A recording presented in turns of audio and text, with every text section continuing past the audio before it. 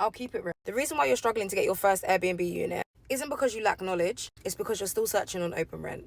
Yes, I know everybody's talking about OpenRent. Even I've posted about OpenRent, but it is because you are still looking on OpenRent.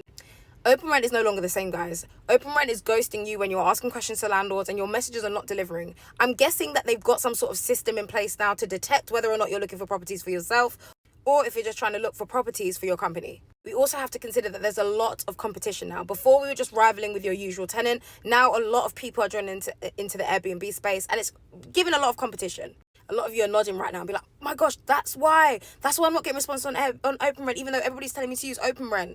Yeah, give it quits. Call it quits for now. This has been happening since like mid last year, and it's not getting any better at this point. They're updating their software and they're getting a little bit more clever with companies going on there to search for properties, because that's not what the platform is for. And rightly so, they're protecting what they created the platform for in the first place. So now you actually need to start testing your skills. A lot of you run to OpenRent because you don't have the skill of mastering how to speak to an agent.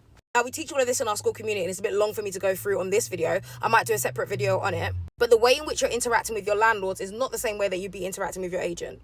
But what I will say is, you guys should not be speaking to agents or, any agencies as if they're robots. They are people.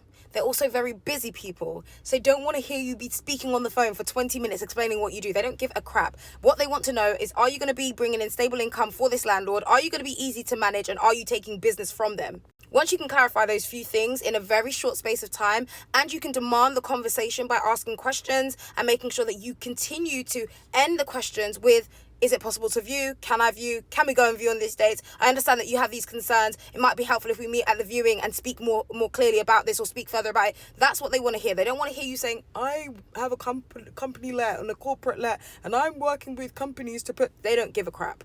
Help them to make their time easier and more valuable. Once you give them the gift of time, they will want to work with you. And that's how we've worked with agents in the past.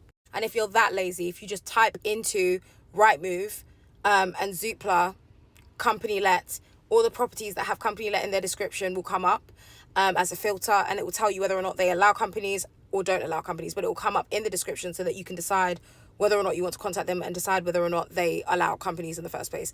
And that will eliminate all the time that you need to do to kind of convince them that you can take on their property as a company. Hopefully that makes sense.